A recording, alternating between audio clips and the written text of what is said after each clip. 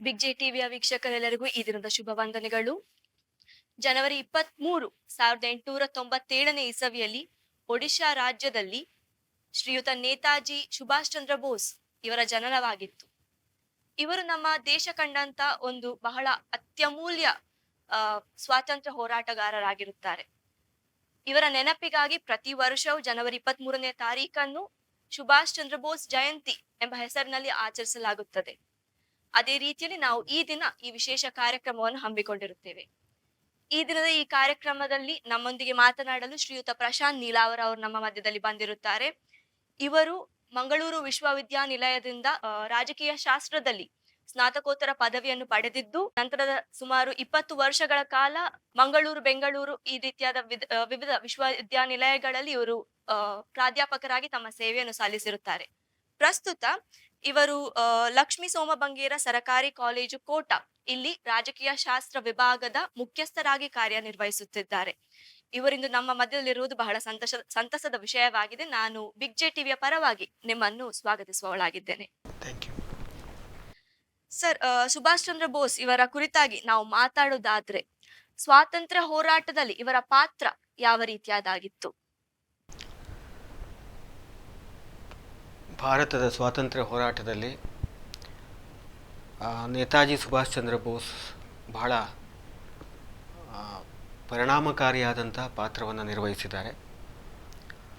ತಮಗೆಲ್ಲ ಗೊತ್ತು,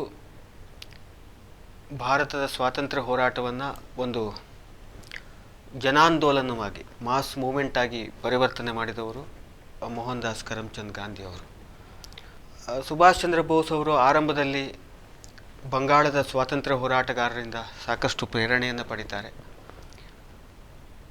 ವಿವೇಕಾನಂದರಿಂದ ಪ್ರಭಾವಿತರಾಗಿದ್ದರು, ರಾಮಕೃಷ್ಣ ಪರಮಹಂಸರಿಂದ ಪ್ರಭಾವಿತರಾಗಿದ್ದರು. ಅವರ ಆಧ್ಯಾತ್ಮಿಕ ಚಿಂತನೆಗಳು ಕೂಡ ಅವರ ಮೇಲೆ ಪ್ರಭಾವವನ್ನು ಬೀರಿತು. ತದನಂತರದಲ್ಲಿ ಗಾಂಧಿ ಭಾರತದ ಸ್ವಾತಂತ್ರ್ಯ ಹೋರಾಟದ ಮುಂಚೂಣಿಗೆ ಬಂದಾಗ ಅವರ ಅಸಹಕಾರ ಚಳುವಳಿ ಇರಬಹುದು ಅಥವಾ ಇನ್ನಿತರ ಶಾಂತಿಯುತವಾದಂಥ ಅಹಿಂಸಾತ್ಮಕ ಚಳುವಳಿಗಳಿಂದ ಪ್ರೇರಣೆ ಪಡೆದು ಭಾರತದ ಸ್ವಾತಂತ್ರ್ಯ ಹೋರಾಟದಲ್ಲಿ ಸಕ್ರಿಯರಾಗ್ತಾರೆ. ಭಾರತದ ರಾಷ್ಟ್ರೀಯ ಕಾಂಗ್ರೆಸ್ ಏನು ಸ್ವಾತಂತ್ರ್ಯ ಹೋರಾಟದ ವೇದಿಕೆಯಾಗಿ ಕೆಲಸ ಮಾಡ್ತಾಯಿತ್ತು, ಅದರಲ್ಲಿ ಆರಂಭದಲ್ಲಿ ಬಹಳಷ್ಟು ಕ್ರಿಯಾಶೀಲವಾಗಿದ್ದಂಥ ಸ್ವಾತಂತ್ರ್ಯ ಹೋರಾಟಗಾರರು. ಜವಾಹರ್ಲಾಲ್ ನೆಹರೂರವರ ವಿಚಾರಗಳಿಂದ ಕೂಡ ಅವರು ಸಾಕಷ್ಟು ಪ್ರಭಾವಿತರಾಗಿದ್ದರು. ಯಾಕಂದರೆ ನೆಹರೂರವರ ಸೆಕ್ಯುಲರ್ ವಾದ ಇರ್ಬೋದು, ನೆಹರೂರವರ ಆಧುನಿಕವಾದ ಮತ್ತು ನೆಹರೂರವರ ಕೈಗಾರಿಕೀಕರಣಕ್ಕೆ ಇದ್ದಂಥ ಒಲವನ್ನು ಇವರು ಕೂಡ ಮೆಚ್ಚಿಕೊಂಡಿದ್ದರು. ಮತ್ತು ಭಾರತ ರಾಷ್ಟ್ರೀಯ ಕಾಂಗ್ರೆಸ್ನಲ್ಲಿ ನೇಮಕ ಮಾಡಿದ ಇಕನಾಮಿಕ್ ಪ್ಲ್ಯಾನಿಂಗ್ ಕಮಿಟಿಯ ಆ್ಯಕ್ಟಿವ್ ಮೆಂಬರ್ ಆಗಿ ಕೂಡ ಸುಭಾಷ್ ಚಂದ್ರ ಬೋಸ್ ಅವರು ಕಾರ್ಯನಿರ್ವಹಿಸಿದವರು. ಆದರೆ 1930ರ ದಶಕದ ಕೊನೆಯ ಭಾಗದಲ್ಲಿ ಗಾಂಧೀಜಿಯವರ ಅಹಿಂಸಾತ್ಮಕ ಹೋರಾಟದ ಮಾರ್ಗಕ್ಕೆ ಭಿನ್ನವಾಗಿ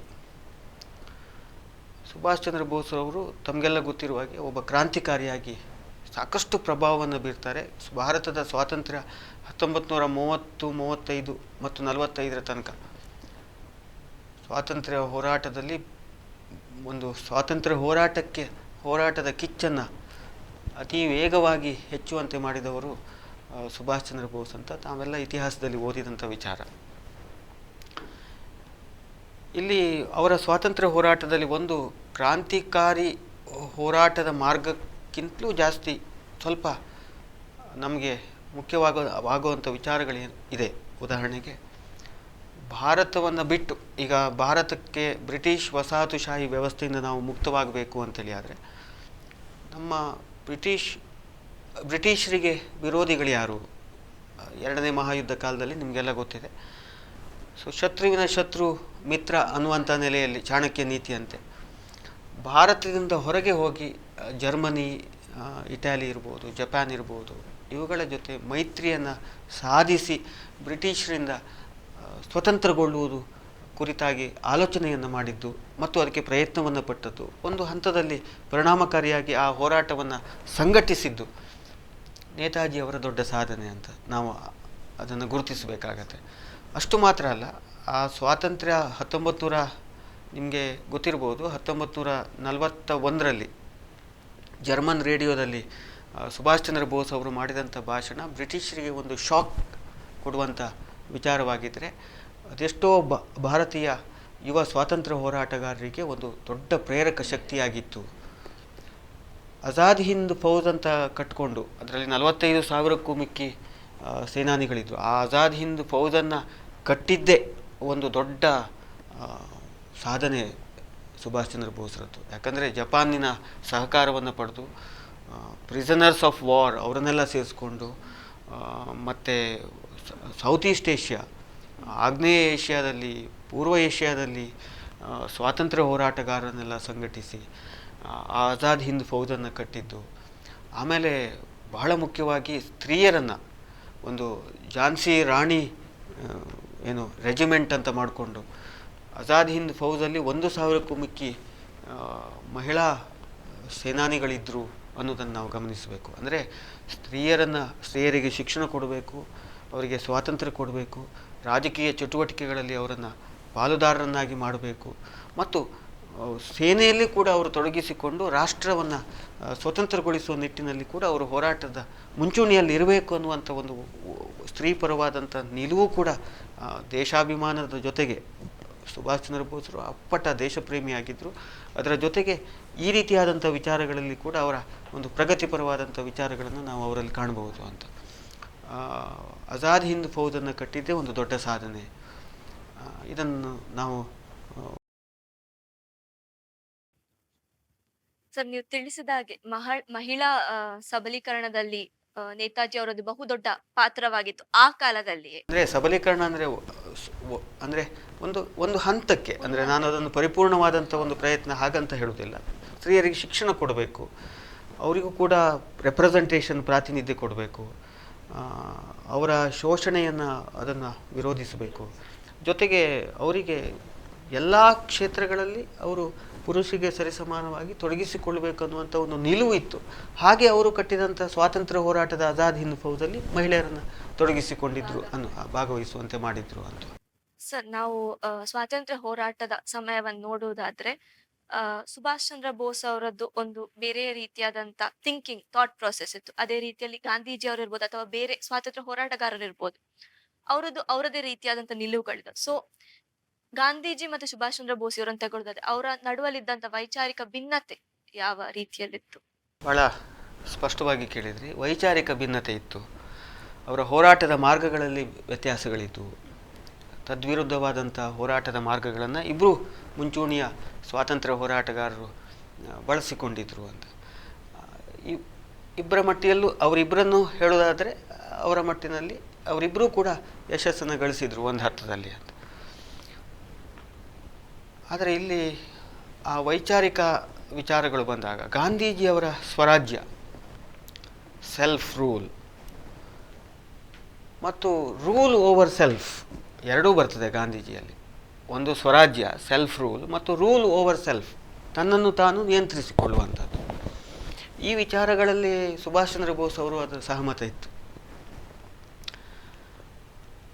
ಆದರೆ ಹೋರಾಟದ ಮಾರ್ಗದಲ್ಲಿ ವ್ಯತ್ಯಾಸ ಇತ್ತು. ಆರಂಭದಲ್ಲಿ ಅವರು ಗಾಂಧೀಜಿಯ ಜೊತೆ ಅವರು ಅಹಿಂಸಾತ್ಮಕ ಹೋರಾಟಗಳಲ್ಲಿ ಸುಭಾಷ್ ಚಂದ್ರ ಬೋಸ್ ಅವರು ಕ್ರಿಯಾಶೀಲರಾಗಿದ್ದರು. ತದನಂತರದಲ್ಲಿ ಅದೇ ಸಂದರ್ಭದಲ್ಲಿ ಯುವ ಕ್ರಾಂತಿಕಾರರು ಈ ದೇಶದಲ್ಲಿ ಬೆಳೀತಾರೆ. ದೇಶದ ಹೊರಗೆ ಕೂಡ ಒಳಗೆ ಕೂಡ ರಾಸ್ ಬಿಹಾರಿ ಬೋಸ್ ಅಂತವರು, ಅವರನ್ನೆಲ್ಲ ಅವರ ಸಾಂಗತ್ಯವನ್ನು ಮಾಡ್ತಾರೆ ಸುಭಾಷ್ ಚಂದ್ರ ಬೋಸ್.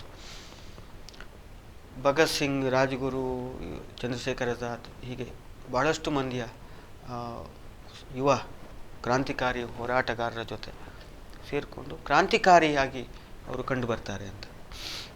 ಹಾಗಂತ ಗಾಂಧೀಜಿಯವರ ಬಗ್ಗೆ ಅಗಾಧವಾದಂಥ ಗೌರವ ಇತ್ತು ಸುಭಾಷ್ ಚಂದ್ರ ಬೋಸ್ಗೆ. ನಿಮಗೆ ನಾನು ಒಂದೆರಡು ಉದಾಹರಣೆಗಳನ್ನು ಕೊಡ್ತೇನೆ. 1942ರ ಕ್ವಿಟ್ ಇಂಡಿಯಾ ಚಳುವಳಿಯನ್ನು ನಾನ್ ವೈಲೆಂಟ್ ಗೆರಿಲ್ಲಾ ವಾರ್ಫೇರ್ ಅಂತೇಳಿ ಅದನ್ನು ಕರೆದಿದ್ದಾರೆ ಸುಭಾಷ್ ಚಂದ್ರ ಬೋಸ್ ಅವರು. ಅಥವಾ ಕಸ್ತೂರ್ಬಾ ತೀರ್ಕೊಂಡಾಗ ಕಸ್ತೂರ್ಬಾ ಅವರನ್ನು ಮದರ್ ಆಫ್ ಇಂಡಿಯಾ ಅಂತೇಳಿ ಕರೆದಿದೆ. 1940ರ ಆರಂಭದಲ್ಲಿ ಗಾಂಧೀಜಿಯವರನ್ನು ಫಾದರ್ ಆಫ್ ನೇಷನ್ ಅಂತೂ ಕೂಡ ಸುಭಾಷ್ ಚಂದ್ರ ಬೋಸ್ ಅವರು ಒಪ್ಕೊಂಡಿದ್ದರು. ಅದೇ ರೀತಿಯಲ್ಲಿ ಸುಭಾಷ್ ಚಂದ್ರ ಬೋಸ್ರಿಗೆ ಗಾಂಧೀಜಿಗೆ ಸುಭಾಷ್ ಚಂದ್ರ ಬೋಸ್ ಬಗ್ಗೆ ಕೂಡ ಅವರ ದೇಶಪ್ರೇಮದ ಬಗ್ಗೆ ವಿಶೇಷವಾದಂಥ ಗೌರವ ಇತ್ತು. ಸುಭಾಷ್ ಚಂದ್ರ ಬೋಸನ್ನು ಪ್ರಿನ್ಸ್ ಆಫ್ ಪೇಟ್ರಿಯಾಟ್ಸ್ ಅಂತೇಳಿ ಗಾಂಧೀಜಿಯವರು ಕೂಡ ಕರೆದಿದ್ರು. ಹೋರಾಟದ ಮಾರ್ಗಗಳಲ್ಲಿ ಭಿನ್ನಾಭಿಪ್ರಾಯ ಇರ್ಬೋದು, ವಿಚಾರಗಳಲ್ಲಿ ಕೂಡ ಸ್ವಲ್ಪ ವ್ಯತ್ಯಾಸಗಳಿವೆ. ಆದರೆ ಒಟ್ಟು ಚಿಂತನೆ ಅಂದರೆ ನಾವು ಗಾಂಧೀಜಿಯವರು ಪ್ರತಿಪಾದಿಸಿದ ಒಂದು ಸ್ವತಂತ್ರ ಭಾರತ ಹೇಗಿರಬೇಕು, ಸುಭಾಷ್ ಚಂದ್ರ ಬೋಸ್ರಿಗೆ ಬ್ರಿಟಿಷರಿಂದ ಭಾರತ ಸ್ವತಂತ್ರವಾಗೋದು ಅಷ್ಟೇ ಮುಖ್ಯ ಅಲ್ಲ, ಬ್ರಿಟಿಷರ ಪ್ರಭಾವದಿಂದೂ ಮುಕ್ತವಾಗಿರಬೇಕು ಅಂತ ಒಂದು ವಿಚಾರ ಇತ್ತು. ಬ್ರಿಟಿಷರ ಪ್ರಭಾವವೂ ಇರಬಾರದು ಭಾರತದ ಮೇಲೆ ಅಂತ. ಅದಕ್ಕೆ ಬ್ರಿಟಿಷರಿಂದ ಪ್ರಭಾವಿತವಾದ ಸಂಸದೀಯ ಪ್ರಜಾಪ್ರಭುತ್ವ ವ್ಯವಸ್ಥೆಯನ್ನು ಅವರು ಒಪ್ಕೊಳ್ಳಿಲ್ಲ. ಬಹಳ ಒಂದು ಇದು ಏನು ಹೇಳ್ತಾರೆ, ಕಾಂಟ್ರಡಿಕ್ಟರಿ ಆದಂಥ ವಿಚಾರ, ಬಹಳ ವೈರುಧ್ಯವಾದಂಥ ವಿಚಾರಗಳೇನಂತ ಹೇಳಿದರೆ, ವ್ಯಕ್ತಿ ಸ್ವಾತಂತ್ರ್ಯ, ವೈಯಕ್ತಿಕವಾದ ಹಕ್ಕುಗಳನ್ನು ಸುಭಾಷ್ ಚಂದ್ರ ಬೋಸರು ಪ್ರತಿಪಾದಿಸ್ತಾರೆ. ಆದರೆ ಸಂಸದೀಯ ಪ್ರಜಾಪ್ರಭುತ್ವವನ್ನು ಒಪ್ಪಿಕೊಳ್ಳೋದಿಲ್ಲ. ಜೊತೆಗೆ ಒಂದು ಫ್ಯಾಸಿಸ್ಟ್, ನಾನು ಹೇಳಿದ್ದೆ ಸ್ವಾತಂತ್ರ್ಯ ಹೋರಾಟದ ಸಂದರ್ಭದಲ್ಲಿ ಲಕ್ಷೋಪಲಕ್ಷ ಮಂದಿಯ ಮಾರಣಹೋಮ, ಒಂದು ಜನಾಂಗವನ್ನೇ ಮಾರಣಹೋಮ ಮಾಡಿದಂಥ ಹಿಟ್ಲರ್ ಜೊತೆ ಅವರು ಕೈ ಜೋಡಿಸ್ತಾರೆ. ಒಂದು ಜನಾಂಗೀಯವಾದಿ ಆತ. ಫ್ಯಾಸಿಸ್ಟ್ ಅಂತ ಮುಸೋಲಿನಿ ಜೊತೆ ಅಥವಾ ಒಬ್ಬ ಸರ್ವಾಧಿಕಾರಿ ಜಪಾನ್ನ ರಾಜನ ಜೊತೆ ಕೈ ಜೋಡಿಸ್ತಾರೆ ಅನ್ನುವಾಗ ಒಂದು ಫ್ಯಾಸಿಸ್ಟ್ ಗೌರ್ಮೆಂಟ್ ಕಡೆ ಅವರು, ಅದು ದೇಶಕ್ಕಾಗಿ, ಅದರ ರಾಷ್ಟ್ರದ ವಿಮೋಚನೆಗಾಗಿ ಮಾಡಿಕೊಂಡಂಥ ಒಪ್ಪಂದ ಆಗಿದ್ದರೂ ಕೂಡ ಸ್ವತಂತ್ರ ಭಾರತ ಹೇಗಿರಬೇಕು ಅನ್ನುವಂಥ ವಿಚಾರ ಬಂದಾಗ ಸುಭಾಷ್ ಚಂದ್ರ ಬೋಸರು ಸ್ವತಂತ್ರ ಭಾರತ ಒಂದು ಲೆಫ್ಟಿಸ್ಟ್ ಮಾದರಿಯ ರಾಜ್ಯ ಪ್ರಾಬಲ್ಯವಾದವನ್ನು ಅವರು ಪ್ರತಿಪಾದಿಸ್ತಾರೆ. ಒಂದು ಸ್ಟ್ರಾಂಗ್ ಆದಂಥ ರಾಷ್ಟ್ರೀಯವಾದ, ಒಂದು ರಾಜ್ಯ ಪ್ರಾಬಲ್ಯವಾದ, ಇದೆರಡನ್ನೂ ಕೂಡ ಅವರು ಒಪ್ಪಿಕೊಳ್ತಾರೆ.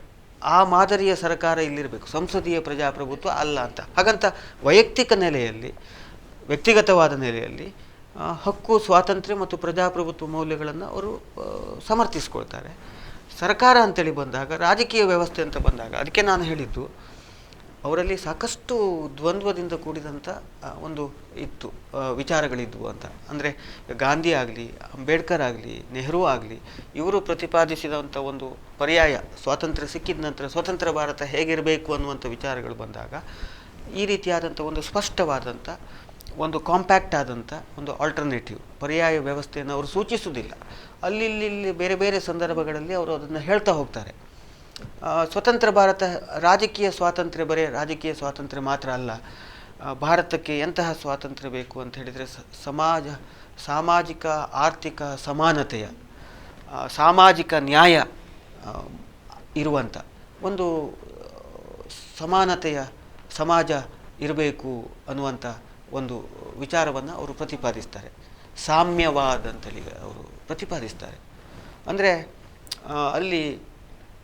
ಅಲ್ಲಿ ನೀವು ಒಂದು ಅರ್ಥದಲ್ಲಿ ಲೋಹಿಯಾ ಜಯಪ್ರಕಾಶ್ ನಾರಾಯಣ್ ಅವರು ಪ್ರತಿಪಾದಿಸಿದ ಸಮಾನತೆಯ ಸಮಾಜ, ಅಂದರೆ ಒಂದು ಸೋಷಲಿಸ್ಟ್ ಓರಿಯೆಂಟೇಷನನ್ನು ಅವರ ವಿಚಾರಗಳಲ್ಲಿ ನೀವು ಕಾಣಬಹುದು. ಗಾಂಧೀಜಿಯವರ ಸೆಲ್ಫ್ ರೂಲ್, ಸ್ವರಾಜ್ಯದ ಕಲ್ಪನೆಯು ಅವರ ವಿಚಾರಗಳಲ್ಲಿ ವ್ಯಕ್ತವಾಗಿದೆ. ನೆಹರೂರವರ ಆಧುನಿಕವಾದ ಮತ್ತು ಸೆಕ್ಯುಲರ್ ದೃಷ್ಟಿಕೋನ, ಎಂತಹ ಭಾರತ ಇರಬೇಕಂತ ಹೇಳಿದರೆ ಅವರ ವಿಚಾರಗಳಲ್ಲಿ ಅದು ಸ್ಪಷ್ಟವಾಗಿದೆ. ಅಂದರೆ ಹಿಂದೂ ಧರ್ಮದ ಬಗ್ಗೆ ಅವರು ವಿವೇಕಾನಂದರಿಂದ ಪ್ರಭಾವಿತರಾಗಿದ್ದರು, ರಾಷ್ಟ್ರೀಯವಾದಿಯಾಗಿದ್ದರು. ಆದರೂ ಕೂಡ ಅನ್ಯಮತ ದ್ವೇಷವನ್ನು ಅವರು ಎಂದೂ ಒಪ್ಪಿಕೊಂಡವರಲ್ಲ. ಒಂದು ಸೆಕ್ಯುಲರ್ ಆದಂಥ ಧಾರ್ಮಿಕ ಸಹಿಷ್ಣುತೆಯನ್ನು ಮತ್ತು ಸಾಮರಸ್ಯದ ಜೀವನ ಭಾರತ ಈ ಸ್ವತಂತ್ರ ಭಾರತವಾಗಿರಬೇಕು ಅನ್ನುವಂಥ ಒಂದು ಕಲ್ಪನೆ ಅವರಲ್ಲಿತ್ತು. ಅಂದರೆ ಒಂದು ಡೈವರ್ಸಿಟಿ, ಈ ವೈವಿಧ್ಯತೆಯನ್ನು ಪೋಷಿಸುವ, ಸರ್ವಧರ್ಮ ಸಮನ್ವಯದ, ಒಂದು ಸಮಾನತೆಯ ಮತ್ತು ರಾಷ್ಟ್ರಪ್ರೇಮ, ರಾಷ್ಟ್ರೀಯವಾದ, ಇದು ವಿಶ್ವಕ್ಕೆ ಭಾರತ ಹೇಗೆ ವಿವೇಕಾನಂದರು ಹೇಳ್ತಾರೆ, ಆಧ್ಯಾತ್ಮಿಕವಾಗಿ, ಸಾಂಸ್ಕೃತಿಕವಾಗಿ ಭಾರತ ವಿಶ್ವಕ್ಕೆ ಒಂದು ಮಾದರಿಯಾಗಬೇಕು ಅನ್ನೋ ಅದೇ ರೀತಿಯಾದಂಥ ವಿಚಾರಗಳು ಸುಭಾಷ್ ಚಂದ್ರ ಬೋಸಲ್ಲೂ ನಾವು ಕಾಣಲಿಕ್ಕೆ ಸಿಗ್ತೇವೆ. ನಾನು ಹೇಳಿದೆ ಅಲ್ಲ, ಅವರನ್ನು ಒಂದು ಸಿದ್ಧಾಂತದ ಅಡಿಯಲ್ಲಿ, ಒಂದು ಅಭಿವೃದ್ಧಿಯ ಮಾದರಿಯ ಚೌಕಟ್ಟಿನಲ್ಲಿ ನಿಯಂತ್ರಿಸಲಿಕ್ಕಾಗೋದಿಲ್ಲ. ಅದಕ್ಕೆ ನಾನು ಹೇಳಿದ್ದು, ಒಂದು ಕಾಂಪ್ಯಾಕ್ಟ್ ಆದಂಥ ಒಂದು ಅವರು ಫಿಲಾಸಫಿಯನ್ನು ಅಥವಾ ಒಂದು ವಿಚಾರವನ್ನು ಪ್ರತಿಪಾದಿಸಿದವರಲ್ಲ. ಅವರ ವಿಚಾರಗಳನ್ನು ಬೇರೆ ಬೇರೆ ಸಂದರ್ಭಗಳಲ್ಲಿ ಅದನ್ನು ವ್ಯಕ್ತಪಡಿಸಿದ್ದಾರೆ.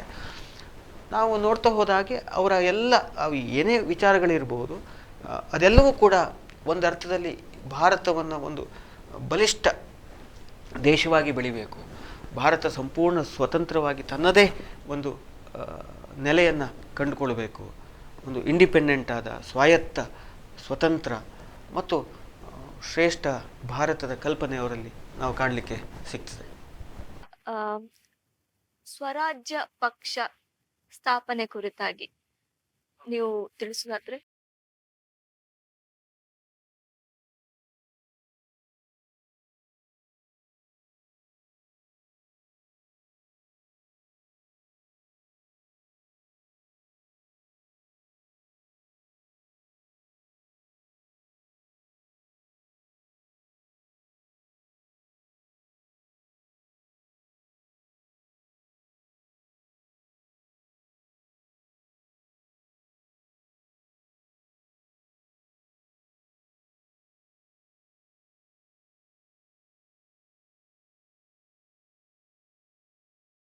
ಸರ್, ಹಿಂದಿನ ಕಾಲದಲ್ಲಿ ಅಂದ್ರೆ ಅಂದಿನ ದಿನಗಳಲ್ಲಿ ನಾವು ನೋಡುವುದಾದ್ರೆ ಸುಭಾಷ್ ಚಂದ್ರ ಬೋಸ್ ಅವರು ಯುವ ಜನರಲ್ಲಿ ಸ್ವಾತಂತ್ರ್ಯ ಹೋರಾಟದ ಕಿಚ್ಚನ್ನು ಅವರು ಎಬ್ಬಿಸಿ ಕೊಟ್ಟಂತ ವ್ಯಕ್ತಿಯಾಗಿರ್ತಾರೆ.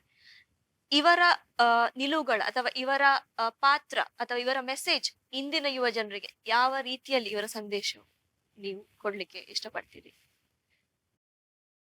ಖಂಡಿತವಾಗಿ ಯುವ ಜನರಿಗೆ ಒಂದು ಪ್ರೇರಕ ಶಕ್ತಿಯಾಗಿದ್ದರು ಸುಭಾಷ್ ಚಂದ್ರ ಬೋಸರು.